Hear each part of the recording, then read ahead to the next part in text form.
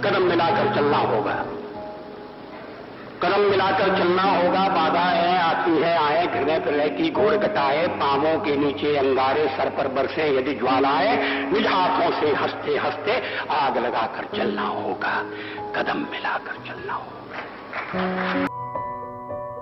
एक थे अटल, हमारी खास पेशकश आप देख रहे हैं। नमस्कार, आप देख रहे हैं दर्श न्यूज। मैं हूं आपके साथ रितेश शर्मा।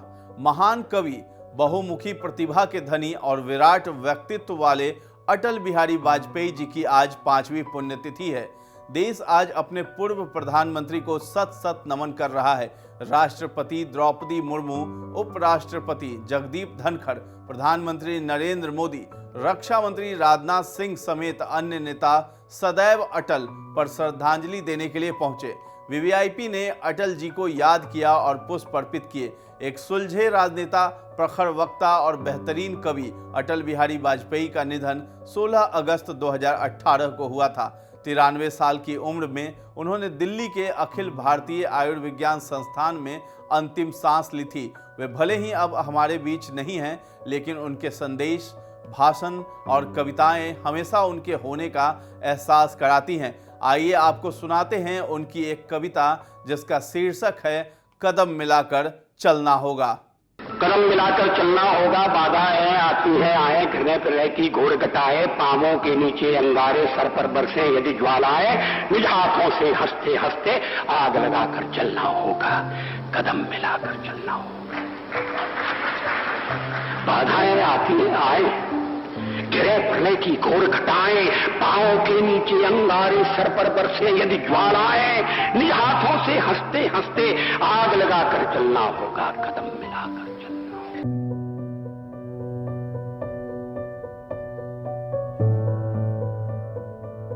भारत रत्न, प्रखर वक्ता, राजनेता और ओजस्वी कवि और भारत के पूर्व प्रधानमंत्री अटल बिहारी वाजपेयी की आज 16 अगस्त को 5वीं पुण्यतिथि मनाई गई।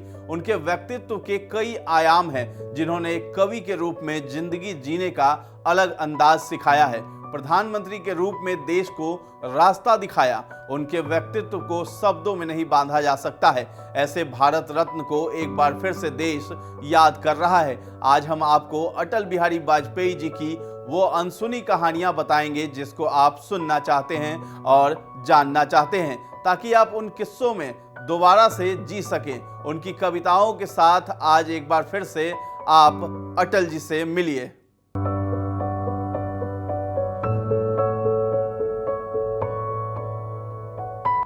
एक कवि। दुनिया का इतिहास पूछता रोम कहाँ, यूनान कहाँ है। दुनिया का इतिहास पूछता रोम कहाँ, यूनान कहाँ है। घर घर में शुभ अग्नि जलाता वह उन्नत ईरान कहाँ है। दीप बुझे पश्चिमी गगन के, व्याप्त हुआ बरबर अंधियारा, किंतु चीर कर तमकी छाती चमका हिंदुस्तान हमारा। एक राजनेता। मैं चाहता हूं ये परंपरा बनी रहे, ये प्रकृति बनी रहे।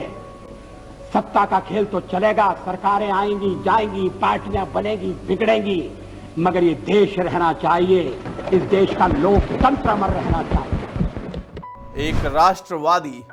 कश्मीर के नंदन वन को किसने है सुलगाया, किसने छाती पर अन्यायों का अंबार लगाया। आग खोलकर देखो घर में भीषण आग लगी है। धर्म सभ्यता संस्कृति खाने दानव क्षुधा जगी है। हिंदू कहने में शर्माते, दूध ल जाते लाज न आती। घोर पतन है अपनी माँ को माँ कहने में फटती छाती। अटल बिहारी वाजपेयी का ऐसा ही व्यक्तित्व था। कभी शब्दों की जुगलबंदी से तो कभी अपने तेवर से लोगों पर अपनी छाप छोड़ देते थे। देश आज संकटों से घिरा है और ये संकट हमने पैदा नहीं किए। जब जब कभी आवश्यकता पड़ी, संकटों के निराकरण में हमने उस समय की सरकार की मदद की है। उस समय के प्रधानमंत्री नरसिंह राव जी ने भारत का पक्ष रखने के लिए मुझे विरोधी दल के नेता के नाते जेनेवा भेजा था और पाकिस्तानी उसे देखकर चमत्कृत रह गए। उन्होंने कहा कि ये कहां से आए हैं, क्योंकि उनके यहां विरोधी दल का नेता ऐसे राष्ट्रीय कार्य में भी सहयोग देने के लिए तैयार नहीं होता वो हर जगह अपने सरकार को गिराने के काम में लगा रहता है। ये हमारी परंपरा नहीं है, ये हमारी प्रकृति नहीं है, और मैं चाहता हूं ये परंपरा बनी रहे, ये प्रकृति बनी रहे। संसद में जब भी वो किसी विषय पर बोलते तो पक्ष क्या विपक्ष क्या पूरा सदन शांत होकर उनकी बात सुनता, और जब अटल जी हमारे बीच से चले गए तब भी लोगों के मन में उनकी स्मृतियां शेष हैं।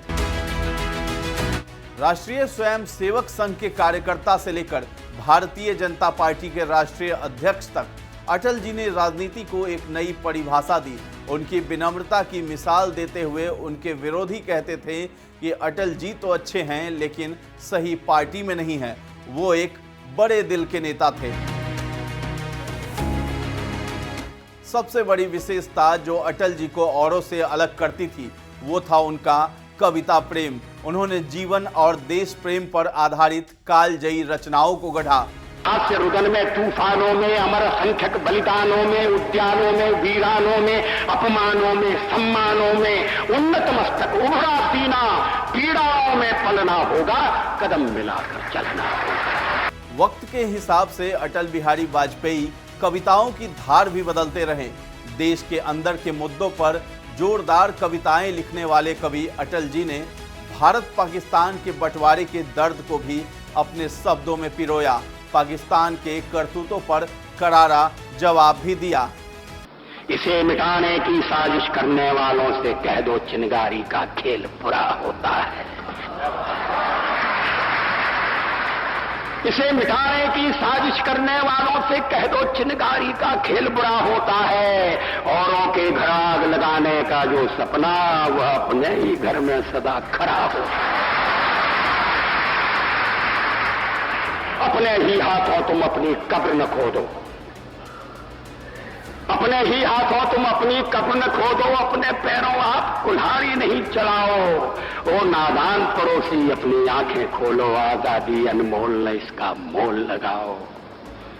पर तुम क्या जानो आजादी क्या होती है, पर तुम क्या जानो आजादी क्या होती है। तुम्हें मुफ्त में मिली न कीमत गई चुकाई। अंग्रेजों के बल पर 2 टुकड़े पाए हैं, मां को खंडित करते तुमको लाज नाज। अटल बिहारी वाजपेयी यही नहीं रुके।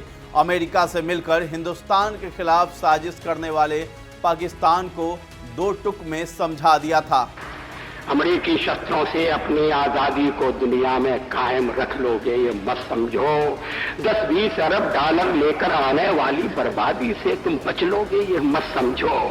धमकी जिहाद के नारों से, अत्याचारों से, धमकी जिहाद के नारों से, हथियारों से कश्मीर कभी हथिया लोगे ये मत समझो।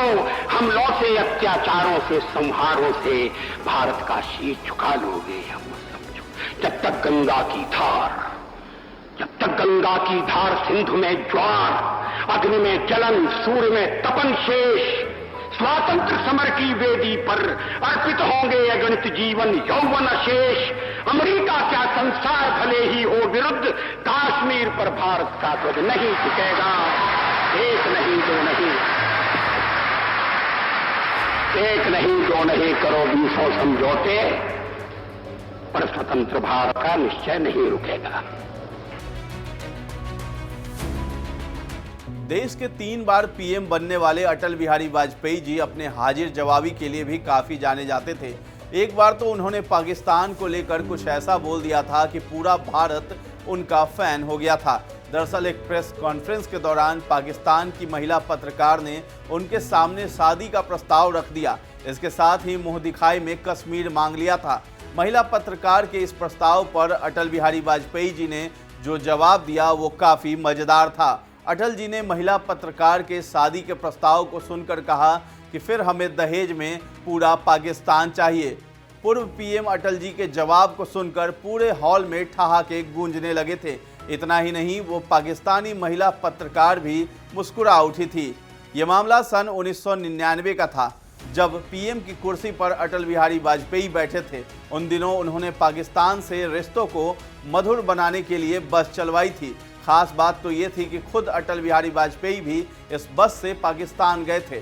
इसी दौरे के दौरान जब उन्होंने पाकिस्तान में मीडिया से बात की थी, उस वक्त ही महिला पत्रकार ने मुंह दिखाई में कश्मीर मांगा था। जिसके बदले दहेज में अटल जी ने पूरा पाकिस्तान की डिमांड कर दी थी। अटल बिहारी वाजपेयी जी एक अच्छे नेता के साथ साथ अच्छे पत्रकार भी थे। अटल जी स्वदेश अखबार में लखनऊ के संपादक भी हुआ करते थे। उन्हीं दिनों में कानपुर में उनकी बहन का विवाह होने वाला था, तैयारी चल रही थी। तभी नानाजी देशमुख ने अटल जी से कहा था कि तुम्हारी बहन की शादी है और तुम यहाँ हो। अटल जी ने कहा कि विवाह से ज़्यादा जरूरी तो समाचार पत्र है, शादी तो मेरे बगैर भी हो जाएगी। बता दें कि अटल बिहारी वाजपेयी जी के कई किस्से मशहूर हैं, जिनमें से एक पाकिस्तान वाला किस्सा था।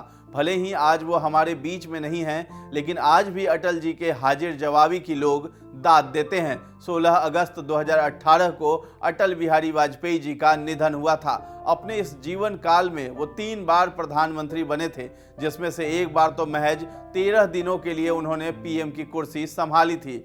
अटल बिहारी वाजपेयी जी का जन्म 25 दिसंबर 1924 को भारत के ग्वालियर स्टेट में हुआ, जो आज के मध्य प्रदेश का हिस्सा है। दिलचस्प बात यह है कि अटल बिहारी वाजपेयी जी का जन्म ठीक उसी दिन हुआ था जब राष्ट्रपिता महात्मा गांधी कांग्रेस पार्टी की पहली और आखिरी बार अध्यक्ष बने थे।